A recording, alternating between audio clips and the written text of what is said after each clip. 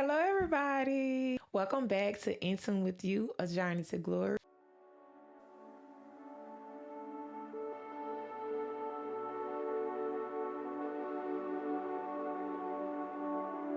How are you guys doing today? Oh my God, y'all. Okay, first, I want to tell you thank you so much for coming back. I hope that you are coming back from episode 6, and I hope you guys enjoyed it, and I hope that it helped you. On this episode, I'm going to be doing a continuance from that episode. I want to talk about the topic, why do I believe that I struggled with sexual immorality? I thought I wanted to push this topic back. I don't know, but I feel ready in a weird way to talk about it. I don't know. I feel like in another place. I thought that I would be so emotional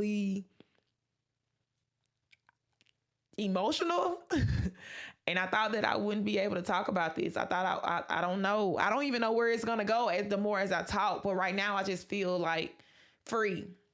I feel at peace. And I just feel like I don't feel like how I used to feel no more. So get your popcorn, buckle your seatbelts. Let's get in tune with my Jesus. First, I want to start off by talking about my upbringing.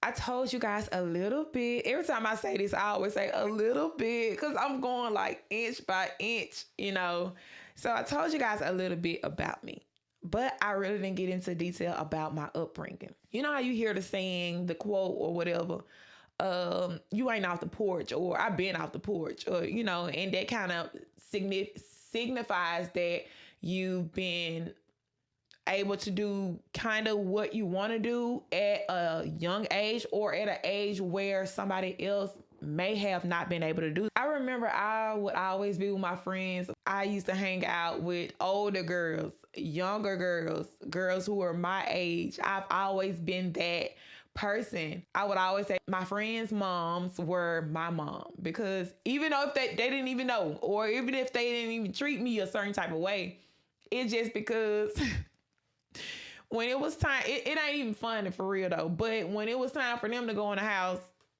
I had to go in the house. Or when it was time for them to take a nap, I had to go take a nap, because I truly didn't have anybody to tell me when to come in the house. So I used to always say, your mama my mama, because she gonna set the rules out now. So that kind of leads me into what I want to talk about. Even though I had a lot of freedom at a very young age, I still thank God, because I wasn't out here like no wild animal, or I wasn't out here like just wilding and just going crazy. And I thank God for that, because I had a lot of freedom. Me, my sister, my brother, we had a lot of freedom. My mom just wasn't that strict mom.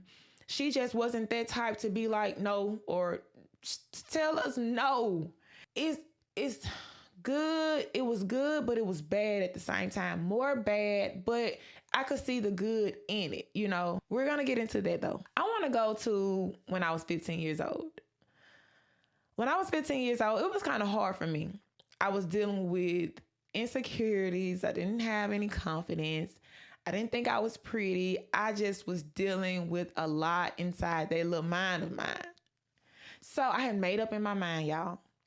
I was like, my birthday coming up. I think it was like a week before my birthday, my 16th birthday. I said, my birthday is coming up. I want to lose my virginity.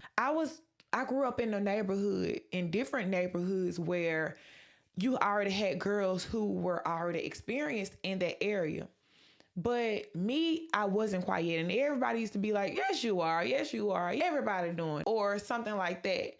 And I would always be like, no, because I literally was scared. I was like, I don't want to do this. Some girls, they do it. They talking about it, but I don't think I'm ready for this right now.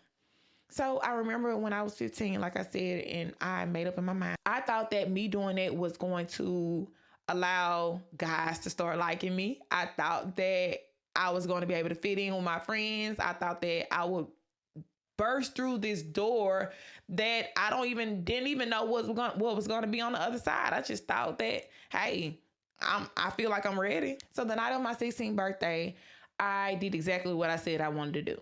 That was the time I started to kind of lose myself. And I won't say I lost myself, but I was trying to find myself because I didn't know who I was. Oftentimes, I had to find out things on my own. Like, my mom wasn't the type to sit us down and talk about deep things like this, or to talk about just life in general. She just wasn't that. My dad wasn't around. So it was just, I had to find out things on my own, or God would bless somebody to be in my life to, tell us these things. My grandma was, she had her own kids to tend to. And when she did have the opportunity to talk to us about these things, of course she did.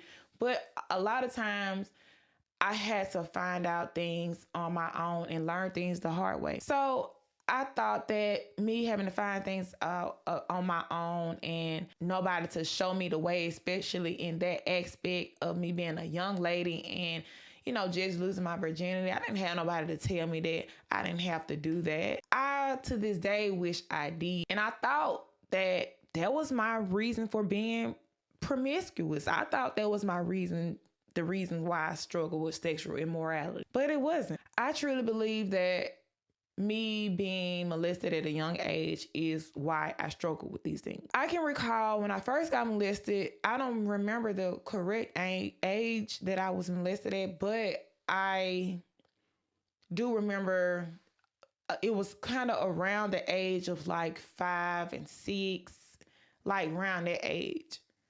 I remember it clear as day.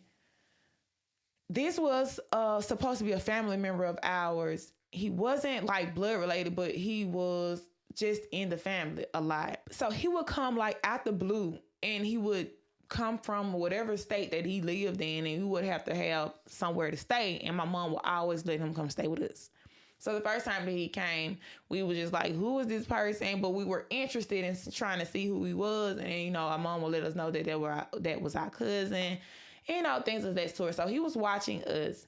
And I don't remember the first time it happened, but this is what I remember as far as me being molested and things that I remembered afterwards. I remember when he came over and my mom was about to go out. So she would always go out though, and she would leave us there. But this particular time when she left, he began to like scare us. And when I say scare us, like he would literally like get some type of whatever to put it on his face to make him scary, to scare us. And that would be so heartbreaking for us. We would be in the living room like crying, just holding on to each other. We would just be so scared. So I remember when, of course, my mom would come back. We were kids. We didn't know to tell it. Or you know how grown-ups know how to change a child's mind from reminding them to tell their mom what happened. And that's what happened with us. So I remember this particular time that my mom was about to go out, and I remember holding on, grabbing my mama arm. I was like, don't leave us here, please, let us go. And she still walked out that door and closed that door. She still left out. And it was like he would be so nice to us when my mom was around, but then when she would leave, he would be like the meanest thing ever. And I guess that would be his tactic. Like, okay, I'm gonna scare y'all to make y'all do whatever I want you to do, or make y'all not tell. So he started doing that again and putting the thing on his face, and then he would call us in the room one by one. I didn't know what nobody was going through. We didn't talk about nothing, especially as kids. We didn't talk about what was going on with us. So when we would go in the room, then we just thought, I don't know. We just thought we were just going in the room getting scared. So I don't quite remember my brother at this time because, of course, he was so much younger. So I don't know if he dealt with this or not. I really don't want to talk about nobody else if they dealt with it. I just really want to talk about it with me. So when I would go in the room, I can't quite remember the things that he did. And it was nothing like gruesome or anything, or nothing that like involved any type of penetration or anything like that. But it was just being in that room and being scared and then him turning to nice, and then him turning to back being scared, and doing like this little touchy thing, and having you get on top of him, things of that such. So that was going on for a while. Then he would disappear again. So I remember us moving from where we were staying then we moved into a house. He popped back up. And at that time, I was a little bit older. I would say about 8 or 9. So, of course, I'm older, so I'm not quite scared of that stuff that you putting on your face no more. So I guess he got over that little tactic. But what he started doing was getting on top of me at night. So, of course, nothing involved any type of penetration, but he would, kind of grind on me at night. And I would wake up out of my sleep like, go on, leave me alone, like this. And he'll leave, but he'll come back. And then he'll leave when I woke back up, and then he'll come back. And I remember just being so tired, and I just remember just being like, whatever, and just like allowing him to do it. So that would go on for as long as he stayed with us, and then he'll pop back, he'll leave again and leave out again. So he popped back up one more time. And this when we were staying in another house. He came and the cycle just continued. So I remember him kind of switching it up a little bit. When my mom would leave, he would go into a room and he would close the doors, and he'll tell me to come up in there. So I would go in there, and he would just take all his clothes off and lay down and like have me dissect his body in a way. So he would give me instructions on what he wanted me to do with his body until he just felt satisfied. Those things would continue to happen, and he would leave out of our lives permanently. And I want to say this, that I've heard stories about girls being molested, and I've heard some terrible stories, gruesome stories. And I want to thank God, even though I've always thanked him, but I just want to thank him because it could have been worse. Even though I am not downplaying what I went through, because it scarred me.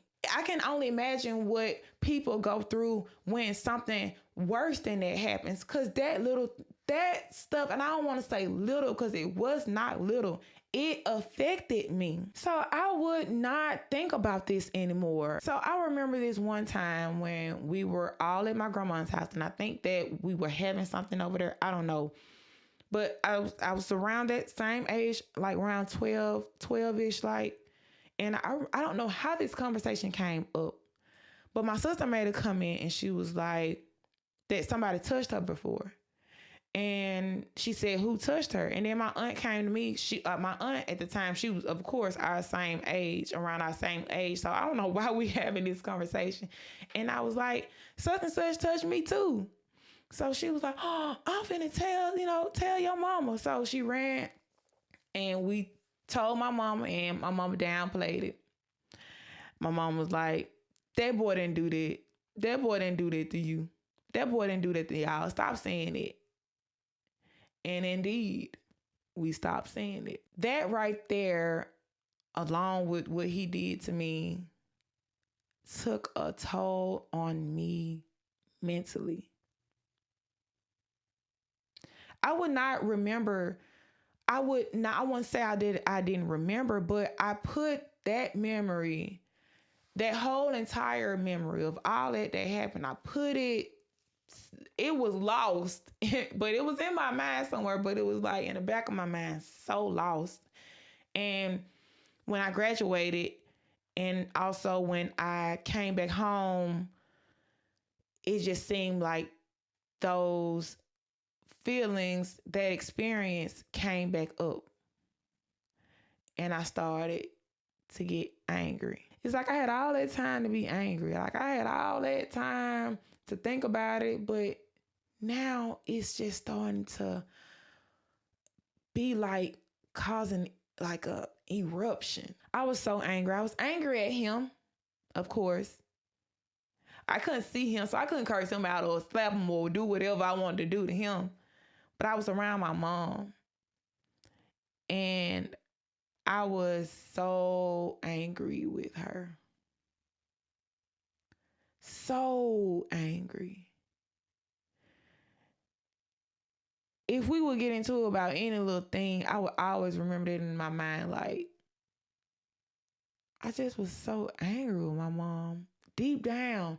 But even though I didn't kind of always remember, go back to that, but it was just like built in anger I had for her. And then sometimes I didn't even understand why I was so mad at my mom. I didn't understand why I didn't get along with my mom. I just didn't understand it. So, the years just went by and I got me a home. So I started kind of like trying to work on myself when I got my home. I just started kind of like trying to be a grown woman about things and trying to forgive. Well, I won't say trying to forgive. I wasn't trying to forgive because I wasn't saved at the time. So it's just like I was just trying to move on as a grown woman. So when I got saved, when God saved my life, I started to say, okay, I got to start forgiving these people because I can't be living as a saved woman of God and having this unforgiveness. So I had to forgive that guy. And I truly, truly did forgive him. Like, I forgive him. Like, I was just like, whatever, But I struggled to forgive my mom. And even though I was saying, okay, I forgive her, I'm saved. I'm like, yeah, I forgive my mom. I forgive my mom. Deep down, I don't think I forgave her. And God was like, you forgive her? All right. I'm finna allow something to happen. And boom, my mama at my front door. She got to move in with me. And I'm like, what in the world? So that tested me. And the whole time I thought I forgave my mom, but I didn't. So I used to just pray and pray and pray like, God, please, please, Lord, I got to get this anger up out of me. I gotta get this anger up out of me because I can't be serving you and have all this anger in me like this. And I started getting mad at God. A saved woman of God now being mad at God because I didn't understand. I was like, God, why you got my mom staying with me and you know that we don't get along like that? Like, why did you allow that man to do that to me? Like, why? And I wasn't questioning or mad at God when I wasn't saved. I was mad at him when I got saved because I'm like, I know who you are. You can allow things to happen. You cannot allow things to happen. You can do whatever you want to do, and you allowed that to happen to me. And I'm reading about you and how good you are, and you allowed that to happen to me. And I was angry at God. And I remember this day like it was yesterday. At my church, a lady by the name of Sister Tasha Warfield. I don't know what was going on at church that day. I don't know who the speaker was, but she was an altar worker that day. And I remember going to her and her praying for me. She just was praying for me. And she was like, you mad? She was like, you mad? She said, you mad at God? And she said, he know.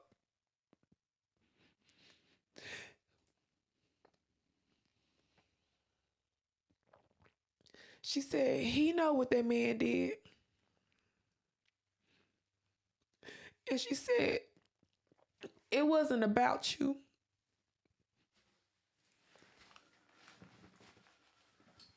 And at the time, I wasn't quite sure what that meant.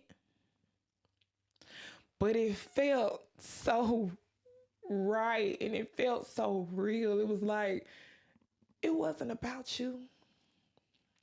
And in the natural, if somebody heard that and they had been through what I've been through, they would be like, what?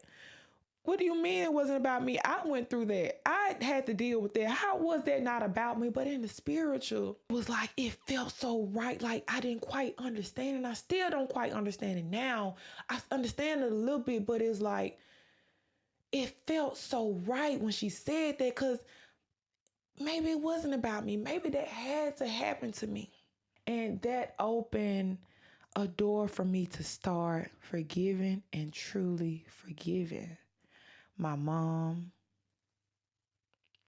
And it opened a door for me to understand who God is and how he works. And I believe that it wasn't about me because it had to happen.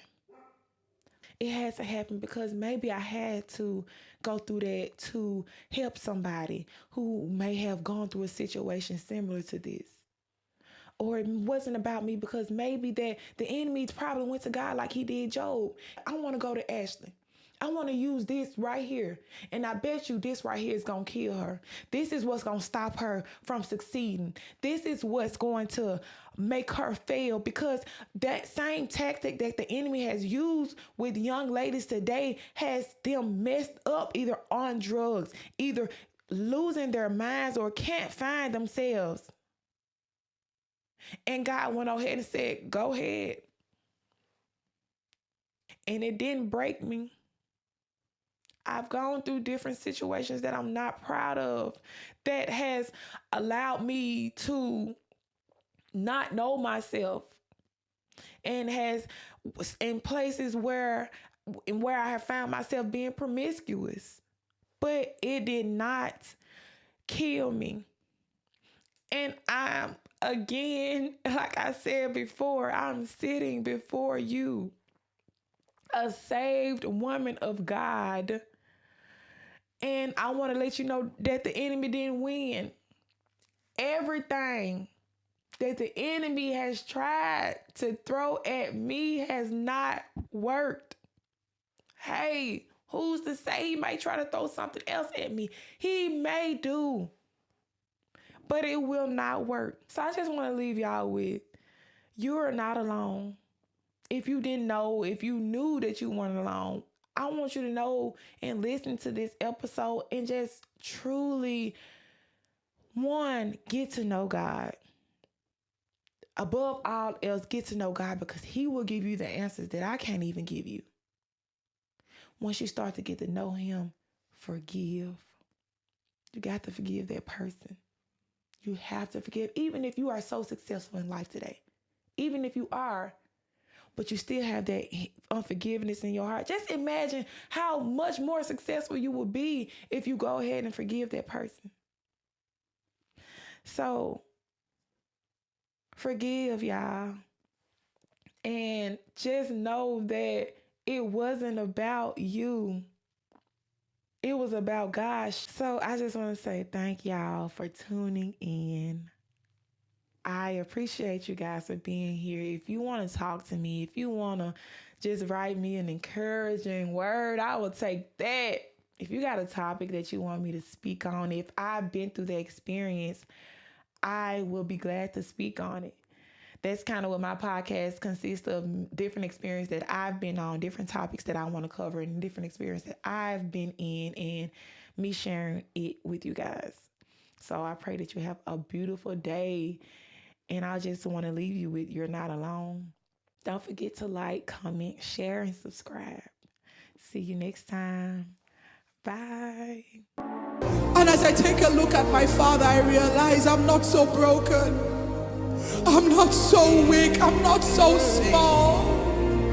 If this is my father, then there must be something within me that looks like him. For a lion gives birth to a lion. Fire gives birth to fire. The light gives birth to light. This is worship. The intimate exchange of identity.